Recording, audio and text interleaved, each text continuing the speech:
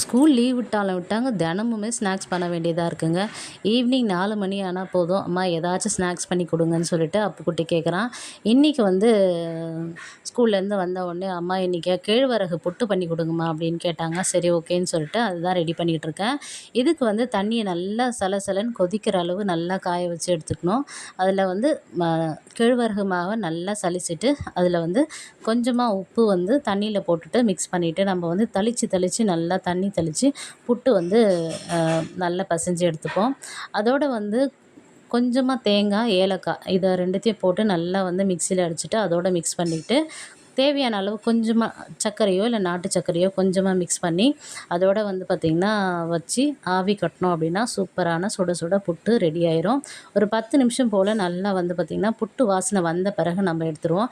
அதுக்குள்ளே போயிட்டு விளக்கெல்லாம் ஏத்திட்டு, சாமியெல்லாம் கும்பிட்டுட்டு, கொஞ்ச நேரம் நியூஸ் பார்க்க விடலான்னு பார்த்தா, நியூஸ் கூட பார்க்க விட மாட்டேங்கிறாங்க. ரிமோட்டே நம்ம கையில கிடைக்கிறதே கிடையாது. இந்த மாதிரி புட்டு நீங்களும் ட்ரை பண்ணி பாருங்க. நாட்டு சர்க்கரை இல்லைன்னா சர்க்கரை எது தேவையோ அத நீங்க ஆட் பண்ணிக்கலாம். அடுத்த வீடியோல